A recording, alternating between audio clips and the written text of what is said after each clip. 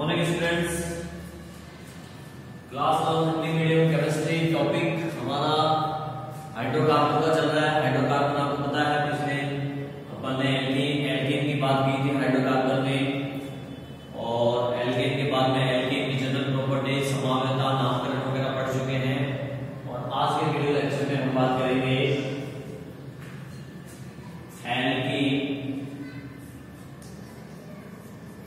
Alkene बनाने की विधियां। एल्कीन बनाने की विधियां जिनको विरचन भी कहा जाता है, तो इससे आप कंफ्यूजन ना हो। विरचन का मतलब यही है, एल्कीन बनाने की विधियां। एल्कीन मतलब डबल बॉन्ड वाले हाइड्रोकार्बन अपन को बनाना है, जिसमें फर्स्ट जो रिएक्शन है वो है हमारी एल्कीन से। इससे एल्काइनो से फर्स्ट रिएक्शन है एल्काइनो से। एक नंबर एल्काइन आप जानते हो, एल्काइन क्या होते हैं, जिनमें ट्रिपल बॉन्ड प्रेजेंट होता है उनको एल्काइन बोलते हैं। तो यहाँ पे जब एल्काइनो से एल्कीन का निर्माण होता है तो देखो क्या रिएक्शन होती है। यहाँ पे हमने ले लिया alkyne CH triple bond CH, ये एक एल्काइन है और इसका नाम एथाइन है, आप सब जानते हैं, ठीक है ना। दो कार्बन है, ट्रिपल बॉन्ड है, एथाइन नाम है इसका। इसका हम अब चेंज करवाएंगे हाइड्रोजन गैस के साथ में, ये H2 हो गया। और ये जो काम होता है वो होता है पैलेडिनीकरण, जो लिंगुलार अभिकर्मक बोलते हैं इसको। यस, पैलेडिनीकरण इसको लिंगुलार अभिकर्मक कहा जाता है। और ये अभिकर्मक के साथ में पैलेडिन धातु और कार्बन यानी 4 को प्रेजेंट होता है। तो यहाँ पे हम पैलेडिनीकरण 4 को ले लेंगे, ठीक है, जिसको लिंगुलार अभिकर्मक कहते हैं। लिंगुलार अभिकर्मक, ये लिंगुलार अभिकर्मक कहलाता है। पैलेडिनीकरण 4 को लिया, तो अब यहां से पाई बॉन्ड ब्रेक हो जाएगा। ये पाई बॉन्ड ब्रेक होगा तो एक हाइड्रोजन यहाँ पे आ जाएगा, एक हाइड्रोजन यहाँ पे जुड़ जाएगा, जैसे ये हाइड्रोजन यहाँ पे और ये हाइड्रोजन यहाँ पे। जब पाई बॉन्ड ब्रेक होगा तो ठीक है, तो ये आ जाएगा आपका क्या, CH2 हो जाएगा, डबल बॉन्ड बन जाएगा CH2। आगे समझ में बात आपको। और एल्कीन का निर्माण हो गया, मतलब एथीन का निर्माण हो गया। क्लियर, एक बॉन्ड ब्रेक हो गया, 3 बॉन्ड में से ट्रिपल बॉन्ड में से एक बॉन्ड ब्रेक हो गया, वहां पे हाइड्रोजन आके जुड़ गया। तो एल्काइनो का अपन ने क्या करवा दिया, चेंज करवा दिया लिंगुलार अभिकर्मक की उपस्थिति में, तो एल्कीन का निर्माण हुआ। ठीक है, इसका नाम था एथाइन और बना क्या इससे, एथीन। तो ये पहली विधि है एल्कीन बनाने की। दूसरी विधि हम लेंगे एल्किल हैलाइड से। एल्किल हैलाइड का देखिए, एल्किल हैलाइड में क्या होता है, सेकंड विधि है एल्किल हैलाइड। जो एल्किल हैलाइड है, हम इनको अल्कोहलिक KOH की उपस्थिति के अंदर गर्म करेंगे, जिससे कि इसका विहाइड्रोजनीकरण होगा। विहाइड्रोहैलोजनीकरण होगा। विहाइड्रोहैलोजनीकरण का मतलब है कि हाइड्रोजन भी निकलेगा और हैलोजन भी निकलेगा। जब भी अगर शब्द के आगे वी लग जाए, जैसे विहाइड्रोजनीकरण, इसका मतलब है हाइड्रोजन निकलेगा। विहाइड्रोहैलोजनीकरण, इसका मतलब है हाइड्रोजन और हैलोजन निकलेगा। ठीक है ना। तो इसी टाइप से आप थोड़ा आइडिया लगा सकते हो। तो एल्किल हैलाइड का विहाइड्रोजनीकरण होगा, विहाइड्रोहैलोजनीकरण होगा अल्कोहलिक KOH की प्रेजेंस में। तो देखो क्या होता है, यहाँ पे मैंने एल्किल हैलाइड लेना है, तो मैंने ये ले लिया एल्किल हैलाइड CH3। H3 को मैं यूं लिख देता हूं, CH2 Cl। जब इसके में कोई भी हैलोजन जोड़ दूं, ClBrI, ये वाला एल्किल हैलाइड आप ले सकते हो। F मत लगाना है, फ्लोरीन नहीं लगाना है, क्योंकि फ्लोरीन जो है बहुत कम अभिक्रियाशील होता है। बहुत कम होने के कारण ये रिएक्शंस के अंदर जो है फ्लोरीन को नहीं लिया जाता।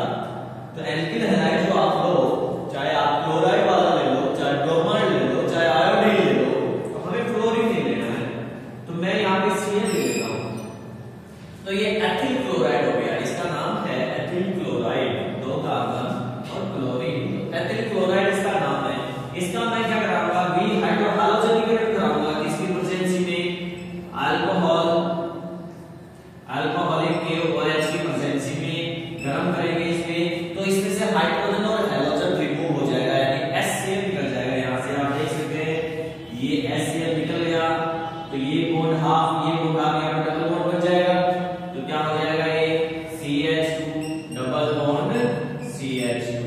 क्लियर? अरे भाई ये बॉन्ड है ना, ये देखो, और ये बॉन्ड है, ये यहाँ से ब्रेक हो गया ना, तो ये यहाँ से बॉन्ड ब्रेक हो गया, तो यहाँ पे डबल बॉन्ड बन जाएगा, और ये HCl निकल गया प्लस HCl, तो हमारा ये बन गया एल्कीन। क्या है? तो ये दूसरी विधि थी एल्कीन बनाने की।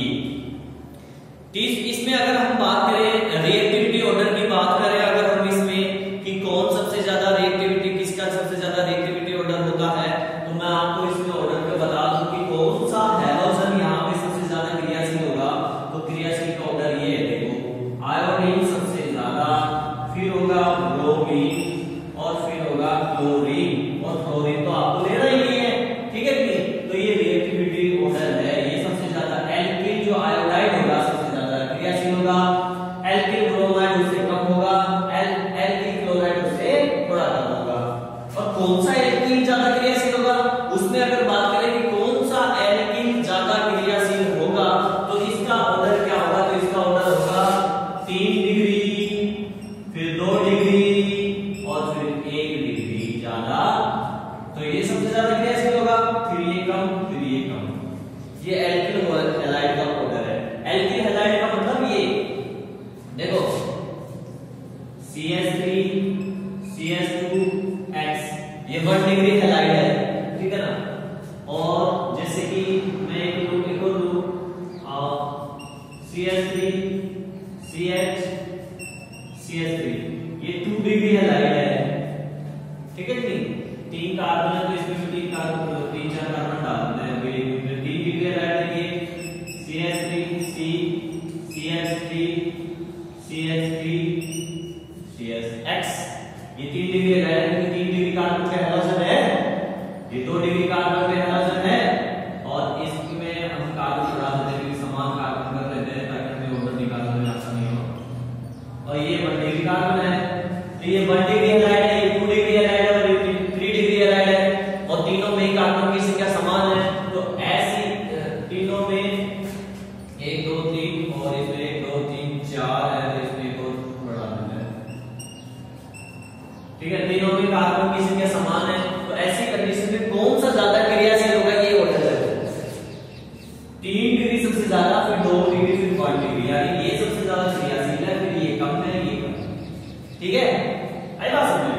और हैलोजन्स में ये होगा, हैलोजन्स में ये ऑर्डर होगा, अगर आयोडीन लगा हुआ है वहां पे तो सबसे ज्यादा, फिर ब्रोमीन उससे कम, और क्लोरीन उससे कम। तो आपको समझ में आ गया होगा एल्किल हैलाइड का विहाइड्रोहालोजनीकरण करते हैं तो एल्कीन का निर्माण होता है। नेक्स्ट विधि हमारी है 3 नंबर में डाई हैलाइडोन से। तो डाई हैलाइड का मतलब 2 हैलाइड, और दोनों हैलाइड कौन से ऐसे को कार्बन पे होने चाहिए, पास वाले कार्बन पे, पास वाले कार्बन पे होने चाहिए, जैम डाई हैलाइड होना चाहिए मतलब। तो डाई हैलाइड देखो एग्जांपल, इसमें क्या होता है, जैसे अभी थोड़ी देर पहले क्या हुआ, थोड़ी देर पहले हुआ था विहाइड्रोहालोजनीकरण, यानी हाइड्रोजन और हैलोजन निकालना, और इस रिएक्शन के अंदर विहालोजनीकरण होता है। विहालोजनीकरण मतलब यहाँ पे हैलोजन्स को निकालना है अपन को। तो यहाँ पे देखिए डाई हैलाइड अपन ले लेंगे, एग्जांपल के तौर पे हमने ले लिया CH2 सिंगल बॉन्ड CH2, और यहाँ पे मैंने ले लिया Br, और यहाँ पे भी मैंने ले लिया Br। तो आप देख सकते हैं 2 हैलोजन है इसमें, तो ये हो गया आपका क्या, डाई हैलाइड। 2 हैलोजन है तो क्या हो गया, ये डाई हैलाइड। इसकी रिएक्शन हम करवाते हैं जिंक के साथ में, Zn के साथ में, जब इनकी रिएक्शन करवाई जाती है तो एल्कीन का निर्माण होता है। तो आप देखिए दोनों के दोनों हैलोजन निकल जाएंगे Zn के साथ में, तो ये निकल गया आपका क्या, ZnBr2। आई बात समझ में? तो ये बॉन्ड ये यहाँ पे डबल बॉन्ड बन जाएगा, तो क्या हो जाएगा, ये CH2 double bond CH2, alkene का निर्माण हो गया। और हैलोजन निकले, इसको विहालोजनीकरण कहा जाता है।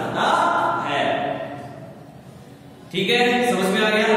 आपको इसमें जो भी डाइहैलाइड लेना है वो पास पास वाले कार्बन पे उपस्थित हैलोजन वाला डाइहैलाइड लेना है, जिसको जेम डाइहैलाइड बोला जाता है। तभी तो डबल बॉन्ड का फॉर्मेशन होगा, वरना डबल बॉन्ड का फॉर्मेशन नहीं होगा। चौथी विधि हम पढ़ेंगे एल्कोहल का निर्जलीकरण। एल्कोहल का निर्जलीकरण सांद्र H2SO4 की प्रेजेंस में। चौथी विधि देखिए, एल्कोहल का निर्जलीकरण। एल्कोहल का निर्जलीकरण मतलब जो एल्कोहल है, निर्जलीकरण यानी उसमें से जल निकालना है एल्कोहल में से। तो देखो ये एल्कोहल ले लिया मैंने, एथिल एल्कोहल ले लेता हूं मैं CH3। तो CH3 को मैं लिख दूं तो मुझे कोई दिक्कत नहीं है। H2 और एल्कोहल के अंदर OH होता है, ठीक है। तो मैंने ये एथिल एल्कोहल ले लिया। अब इसका निर्जलीकरण करवाएंगे सांद्र H2SO4 की उपस्थिति में गर्म करते हैं, तो एल्कोहल में से जल का अणु निकल जाता है। यहां से जल का अणु निकल जाएगा H2O, डबल बॉन्ड बन जाएगा यहाँ पे। तो ये हो जाएगा CH2 double bond CH2 plus H2O निकल गया, वाटर निकल गया, निर्जलीकरण हो गया। आगे बात समझे। तो ये चार विधियां थी एल्कीन को बनाने की। आगे बात समझे। अब हम पढ़ते हैं इसके भौतिक गुणों के बारे में। नेक्स्ट हम बात करते हैं भौतिक गुणधर्म। एल्कीन एल्कीन के भौतिक गुणधर्म। देखिए एल्केन और एल्कीन में ज्यादा फर्क तो होता नहीं है। एक डबल बॉन्ड और सिंगल बॉन्ड का ही फर्क होता है कि एल्केन के अंदर सिंगल बॉन्ड होता है, एल्कीन में जो है डबल बॉन्ड होता है। इसलिए इन दोनों के गुणधर्म भी काफी समानता रखते हैं। अब इसके भौतिक गुणधर्मों में अगर बात करें तो भौतिक गुणधर्मों में इसमें पाया जाता है प्रथम तीन सदस्य गैस। प्रथम तीन सदस्य का मतलब है एथीन, प्रोपीन और ब्यूटीन। प्रथम तीन सदस्य कौन से होंगे? प्रथम तीन सदस्य होंगे ethene, propene and butene. C2, C3 और C4। क्योंकि C1 नहीं होता है एल्कीन में, मैंने कल ही बताया था। तो एथीन, प्रोपीन और ब्यूटीन क्या होती है? गैस के फॉर्म में पाई जाती है, गैस अवस्था में होती है। इसके अगले 14 सदस्य, इससे अगले 14 सदस्य यानी कि C15 से काउंट कर लो 14, C15 वो C5, 5, 6, 7, 8, 9, 10, 11, 12, 13, 14 और 15, 16, ठीक है, 17, 18 यानी C18। C5 से लेकर C18 तक क्या है? द्रव है। इसके सदस्य 18 तक के द्रव है। मतलब कि पेंटीन, हेक्सीन, हेप्टीन, ऑक्टीन, ठीक है, नोनिन, डेकिन, ये सब क्या है? द्रव है। और इससे आगे के 18 से ऊपर के जो एल्कीन्स होते हैं वो क्या होते हैं? ठोस होते हैं। वो किस अवस्था में पाए जाते हैं? ठोस अवस्था में पाए जाते हैं। अगर बात करें रंगीन, तो एथीन जो है यानी प्रथम सदस्य जो है इसका एथीन, वो रंगीन होता है और उसमें एक मधुर मतलब अच्छी लगने वाली, हल्की सी अच्छी लगने वाली सुगंध आती है। एंड दूसरे एल्कीन्स भी रंगीन होते हैं और सुगंधित होते हैं, लेकिन इतनी ज्यादा अच्छी सुगंध नहीं आती उनमें। और अगर विलेयता की बात करें तो ये जल में अविलेय होते हैं। जल के अंदर एल्कीन्स अविलेय होते हैं। तो जब जल के अंदर अविलेय है और जल एक ध्रुवीय विलायक है, तो जल ध्रुवीय है तो इसका मतलब एल्कीन क्या है? अध्रुवीय है। क्योंकि अध्रुवीय होने के कारण ही ये जल में नहीं घुल पाते हैं।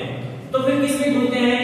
तो फिर ये जो है कार्बनिक जो विलायक होते हैं, कार्बनिक विलायक, कार्बनिक विलायक में आपके हाथ में कौन आता है? जैसे ईथर हुआ फॉर एग्जांपल, है ना, ईथर हुआ, बेंजीन हुआ, कार्बन टेट्राक्लोराइड हुआ आदि।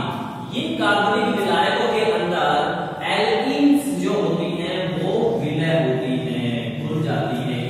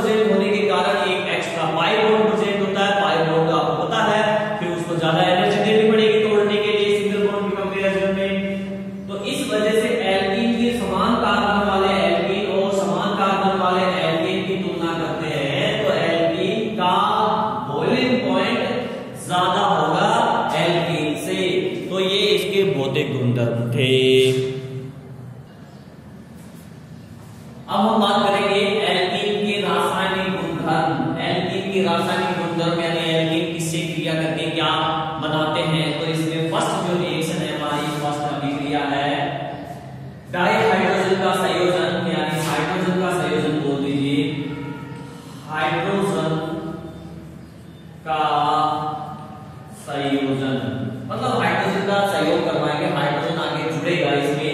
तो देखिए क्या होगा, ये अभिक्रिया आपने पहले भी देखी थी लेकिन टॉपिक कुछ अलग था, वहां टॉपिक हमने पढ़ा था एल्कीन बनाने की विधियां, ठीक है ना, और वहां पे भी ये अभिक्रिया हमने देखी थी, लेकिन यहाँ टॉपिक अलग है, यहाँ पे है एल्कीन के रासायनिक गुण, लेकिन अभिक्रिया सेम है।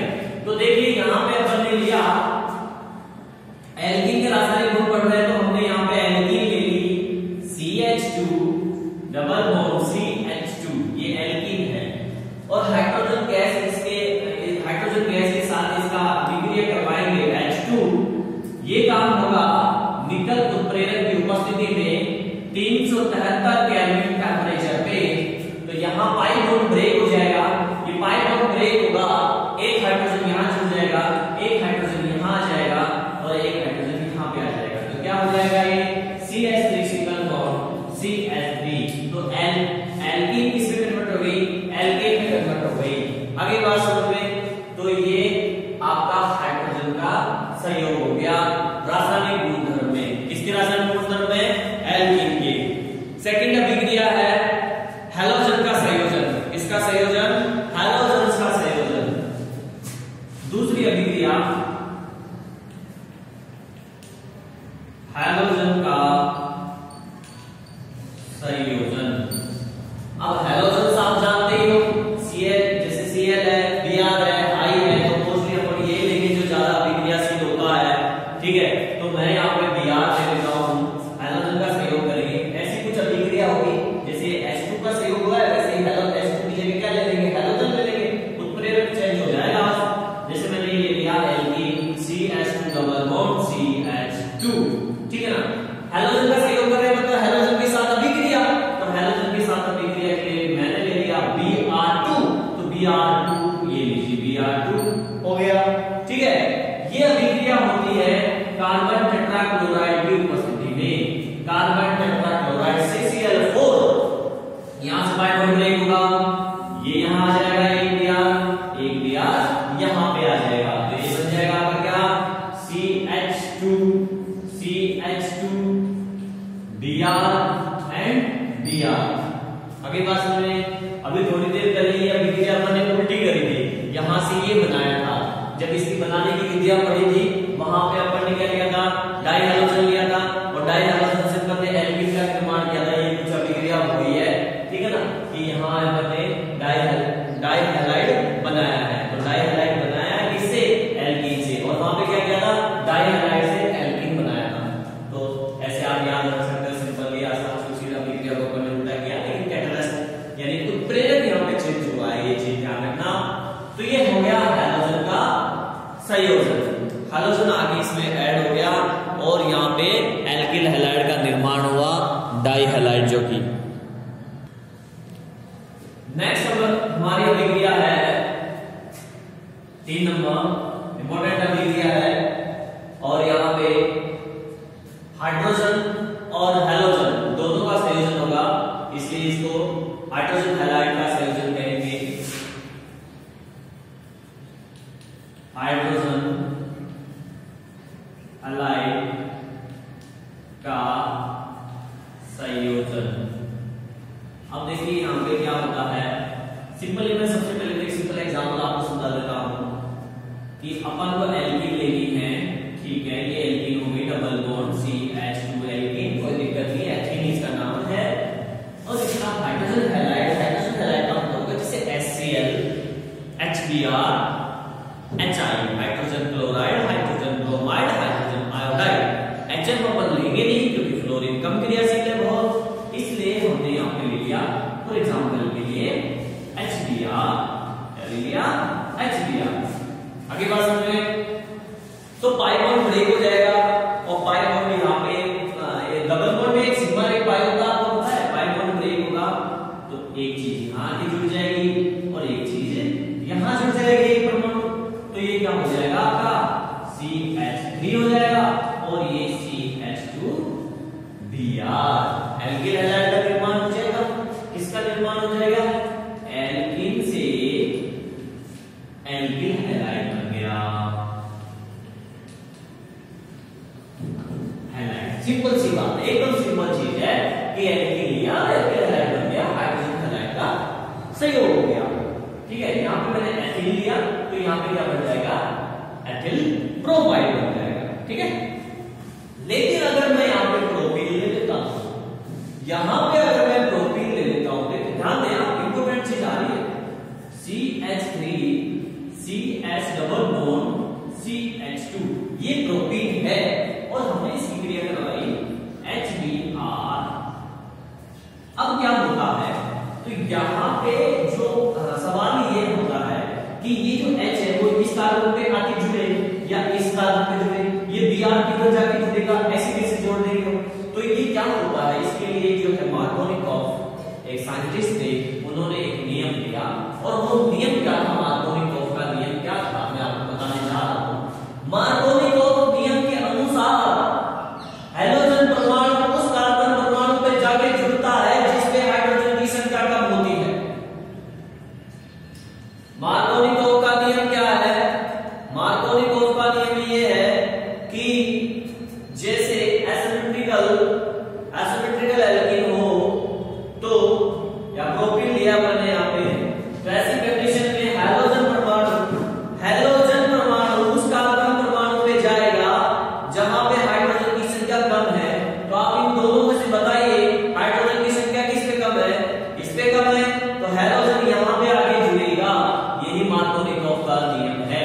तो हाइड्रोजन यहाँ पे जुड़ेगा, तो हैलोजन तो यहाँ जुड़ेगा जहां पे जिस कार्बन पे हाइड्रोजन की संख्या कम है, और हाइड्रोजन जुड़ेगा यहाँ पे। ये मार्कोनिकॉफ नियम कहलाता है। तो यहाँ पे हो जाएगा आपका CH2 CH Br CH3, ये बढ़ेगा। ठीक है ना, तो इससे जो है आपका सेकेंडरी हैलाइड बनता है। देखो 2 डिग्री कार्बन में यहाँ पे सिंपली प्राइमरी हैलाइड बना, ठीक है, प्राथमिक हैलाइड बना है, यहाँ पे 2 डिग्री में जुड़ा है ये, तो सेकेंडरी हैलाइड बना है। आगे बात समझे। और एक रूल और, ये तो मार्कोनिकॉफ नियम है, ये तो क्या है? मार्कोनिकॉफ नियम के अनुसार होगा, अकॉर्डिंग टू मार्कोनिकॉफ रूल। एक होता है एंटी मार्कोनिकॉफ रूल।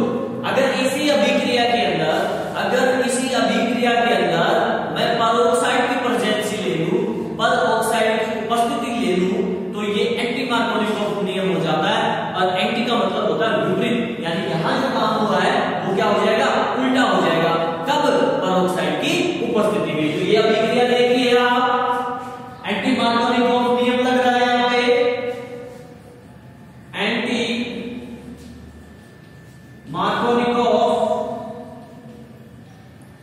नियम इस अभिक्रिया में लगा हुआ है। इसी अभिक्रिया में देखिए CH3 CH double bond CH2 propene है, हाइड्रोजन हैलाइड HBr लिया, लेकिन अब यहां पे उपस्थिति लेनी है मेरे को पेरोक्साइड की उपस्थिति,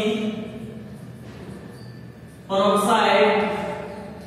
तो पेरोक्साइड की उपस्थिति में ये काम क्या होगा? उल्टा हो जाएगा। यानी यहाँ पे जहां पे कार्बन की संख्या, जिस कार्बन पे हाइड्रोजन की संख्या कम है वहां पे हाइड्रोजन आएगा, और जिस पे ज्यादा है वहां पे हैलोजन आएगा। आएगा समझे? तो क्या बन जाएगा? CH3 CH2 CH2 Br, primary halide बन जाएगा। इसे एंटी मार्कोनिकॉफ नियम कहते हैं। मैं एक बार रिपीट कर देता हूं फिर से। मार्कोनिकॉफ नियम के अनुसार हैलोजन परमाणु उस कार्बन परमाणु पे जाके जुड़ेगा जहां पे हाइड्रोजन की संख्या कम है, जो कि इस रिएक्शन में दिखाया। एंटी मार्कोनिकॉफ नियम है कि जब हम उपरोक्त अभिक्रिया के अंदर पेरोक्साइड की उपस्थिति ले लेते हैं, तो ऐसी कंडीशन में हैलोजन परमाणु उस कार्बन पे जाके जुड़ेगा जिस कार्बन पे हाइड्रोजन की संख्या ज्यादा है। ठीक है कि नहीं? यानी कम वाले हाइड्रोजन वाले कार्बन पे हाइड्रोजन जाके जुड़ेगा। तो ये रिएक्शन एंटी मार्कोनिकॉफ नियम के अनुसार जाती है। आगे बात समझे, इंपॉर्टेंट रिएक्शन है, आप देख लेना इस रिएक्शन को, 12th क्लास में भी आपको मिलेगी ये, ठीक है। नेक्स्ट है, नेक्स्ट हमारी अभिक्रिया है 4 सल्फ्यूरिक अम्ल का संयोजन। देखिए सल्फ्यूरिक अम्ल का जो संयोजन है वो भी मार्कोनिकॉफ नियम के अनुसार ही होता है। अब मार्कोनिकॉफ नियम कैसे लगेगा, सेम वैसे जब भी थोड़ी देर पहले बात की हमने वैसे ही मार्कोनिकॉफ नियम के अनुसार इसका संयोजन होता है। तो देखो कैसे होता है, मैंने लिख लिया है डायरेक्ट है propylene CH3 CH double bond CH2, ऐसी कंडीशन में मार्कोनिकॉफ नियम लगेगा, ठीक है। तो सल्फ्यूरिक एसिड का फार्मूला क्या होता है, H2SO4, यही होता है सल्फ्यूरिक अम्ल का फार्मूला। तो मैंने इस फार्मूले को यूं लिख दिया, ठीक है ना, ताकि समझ में आ जाए आपको। आप भी लिख सकते हो, मैंने ऐसे लिख दिया इस फार्मूले को, H2SO4 है ना, HOSO3H, तो कोई दिक्कत थोड़ी है, बात एक ही है। अरे बात तो एक ही है ना, यहाँ पे ऐसे लिख लो, चाहे खोल के लिख लो, आप इसको पूरा खोल के भी लिख सकते हो, ठीक है कि नहीं। तो अब देखिए यहाँ आप देखिए जब ये ब्रेक होता है ना, यहाँ पे दो तरीके से ब्रेक हो सकता है यहाँ के अंदर। मैं यहाँ बता देता हूँ कि आयनों में दो तरीके से ब्रेक हो सकता है। H2SO4 जब भी आयनों से ब्रेक होता है दो तरीके से होता है। एक तरीका तो ये होता है 2H+ और SO4-2, दो आयन बन गए, ठीक है ना। एक तरीका ये होता है H2SO4 जब आयन में टूटता है तो यूं टूट सकता है एक हाइड्रोजन के, तो एक हाइड्रोजन रिमूव हो तो यहाँ क्या बन जाएगा, HSO4 बन जाएगा, माइनस सिंगल चार्ज आएगा। एक तरीका ये है। तो ये वाला तरीका मैं यहाँ पे आयनों से टूटेगा तो ये वाला बता रहा हूँ, ठीक है। तो जब ये आयनों में टूटेगा तो आप देखिए यहाँ पे ये तो अलग है और ये H, ये वाला H है, हकीकत समझे। तो मार्कोनिकॉफ नियम के अनुसार ऋणावेश वाला भाग, इस पे ऋणावेश है ना, यानी इस पे ऋणावेश है और इस पे धनावेश है, तो ऋणावेश वाला भाग उस कार्बन पे जाके जुड़ता है जहां पे हाइड्रोजन की संख्या कम होती है। यही मार्कोनिकॉफ का नियम है। तो ये चीज ऋणावेश वाला भाग उस कार्बन पे जाके जुड़ेगा जहां पे हाइड्रोजन की संख्या कम है, अकॉर्डिंग टू मार्कोनिकॉफ लॉ। और ये H कहां आ जाएगा, यहां आ जाएगा, आएगा समझे। तो क्या हो जाएगा प्रोडक्ट CH3CH, ये आ जाएगा आपका SO3OH एंड CH3, बन गया प्रोडक्ट, क्लियर। तो इस प्रकार से सल्फ्यूरिक अम्ल का संयोजन होता है मार्कोनिकॉफ नियम के अनुसार। यहाँ पे जो ये प्रोडक्ट बना है इसका नाम है, इसका नाम आप देख सकते हो प्रोपिल हाइड्रोजन सल्फेट। इसको क्या बोलते हैं, प्रोपिल हाइड्रोजन सल्फेट। 1 2 3, ठीक है ना, हाइड्रोजन और एक सल्फेट SO3 SO4, ठीक है ना। तो इसका नाम हो गया